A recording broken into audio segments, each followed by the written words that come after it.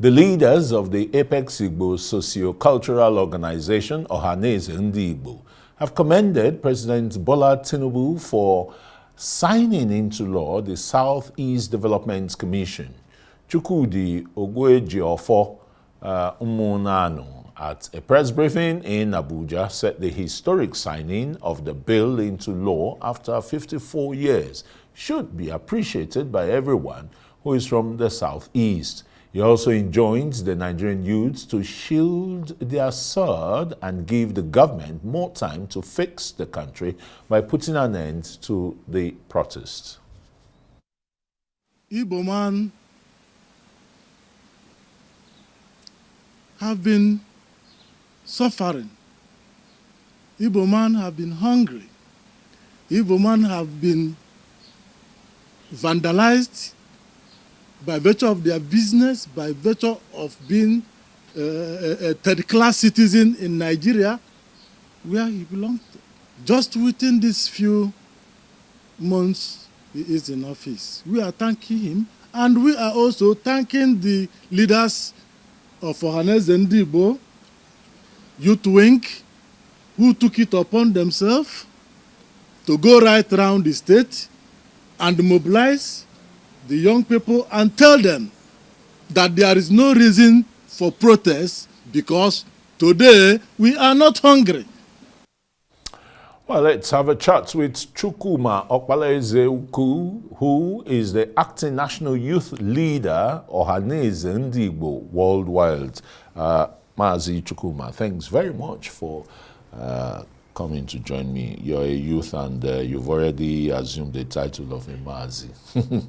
Well, congratulations on the Southeast Development Commission. It looks as if the 3 hours of reconstruction, rehabilitation, and reconciliation of the 3 R's by General Yakubu Gowon, then head of state, who superintended the Nigerian Civil War after the war in 1970, didn't really work for the Southeast.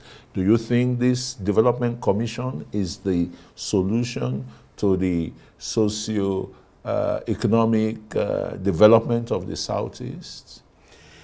Yes, to us in Southeast, the commission, based on sincerity of purpose, shall go a long way in demonstrating reconciliation. It shall go a long way to address rehabilitation and shall enhance reconstruction. During the Civil War, many houses, almost all the houses in Southeast were bombed. Businesses were returned to zero because every Igbo man who had any money, no matter the amount you have in the bank, received only 20 pounds. So this commission shall go a long way. To us in Southeast, the establishment of a development commission has addressed and ended the civil war in Southeast, based on the fact that the war was ended on a treaty of reconciliation, rehabilitation, and reconstruction. But the federal government, successive governments, abandoned that. The 3 R's, yes, by General Gowon. And this is the basis why Igbo youths joined the agitation for Biafra. Because it is obvious. That's in the past now, Chukwuma, because the Igbos have towered above those 3 years of whether genocide, the problem of the war that you are at the forefront of commerce and industry in Nigeria. When you talk of the importers and exporters, the Igbo man is there. You know, the usual Alaba language is container anabia. Do you understand? Yes. So, but if you tell me the Development Commission is not to help in the area of imports and exports and the rest, it's probably the physical reconstruction of the Igbo nation when you look at the issue of gully erosion, maybe as a result of the several bombings, you know, during the Civil War and the rest, engaging, you know, the youths back at home, you know, in very gainful venture. The issue of boy, you know, is being checked, and Anambra is probably the #1 in secondary school education based on WAEC results and the rest in the country now. So great progress has been made. And what more do you expect from this commission? You see, to be honest with you, I don't see that the commission addresses the issue of commerce, etc. It will only address the issues of the trial, which will put the civil war behind all of us.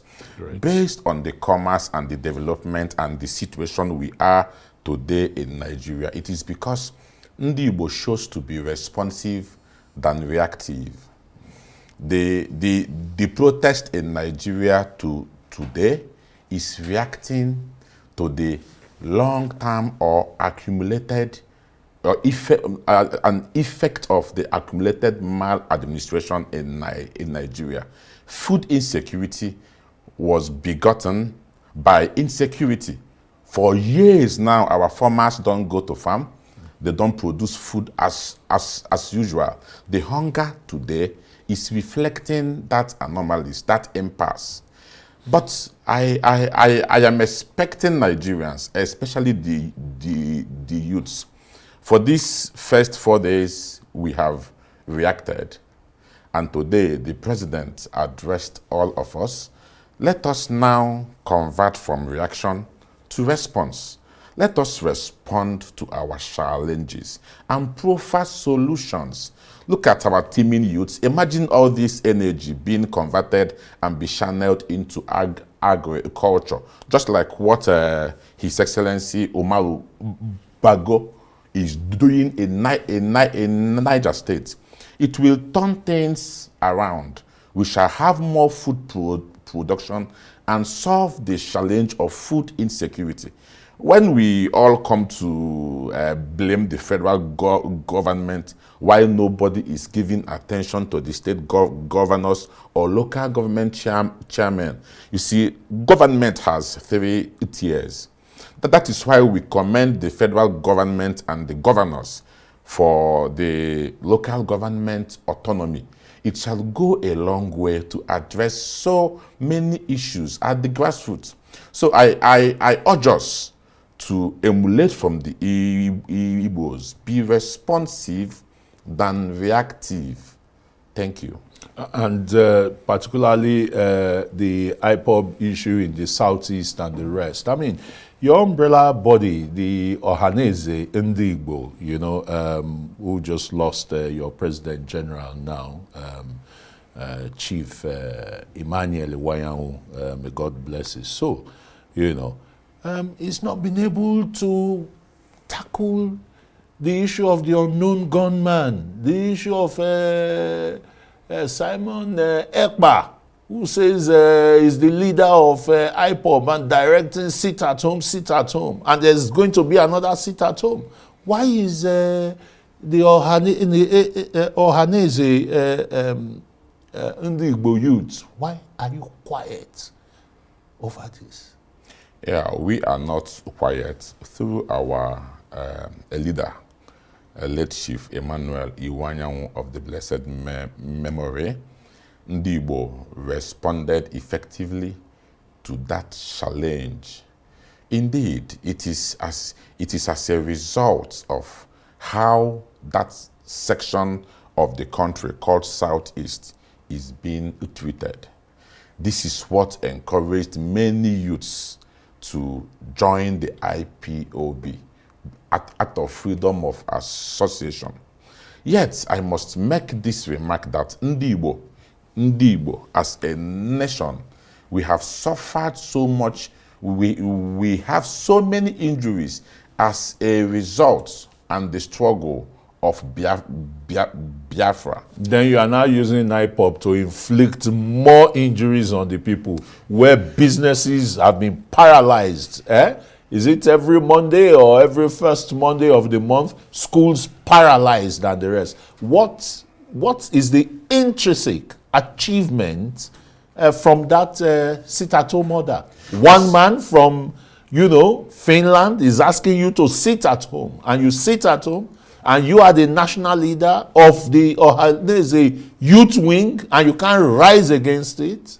Remember that this sit at home came about in protest to the detention of the leader of the IPOB. And he washed his hands severally out of it. Issued statements, it was by his lawyer, verbal and written statements. He washed his hands. That is not part of it. It came about in protest to that unjust detention. However, this is a reactive measures from the IPOB. Ohanaeze Ndigbo, ably led by Chief Engineer Emmanuel Iwanyanwu, is responding to it by introducing so many projects that is going to address the challenges of marginalization, exclusion, and hunger in Southeast. Okay. Therefore, we are hoping that very, very soon, all these things shall normalize. Today, sit at home is no longer as effective as it used to be because it is obviously counterproductive to our economy, to our security, and to our well-being. And it has been very counterproductive in Anambra State, where the killings by unknown gunmen, is very high in the index, Anambra and Imo states. Not just there, in the entire Southeast, no state is excluded. And in that same vein, I must say that we, the Igbo youths, we have demonstrated, we have worked so hard by sensitizing and engaging our people on the need to reverse the sit at home as a measure of protesting. There are so many alternative ways of protesting and responding to that injustice. And today it is yielding amazing results. Like the Southeast Development Commission that you have now. Thank you. Congratulations once more. Mazi Chukwuma Okpalaezeukwu is the acting national youth leader, Ohanaeze Ndigbo worldwide. Thanks for coming on Newsnight.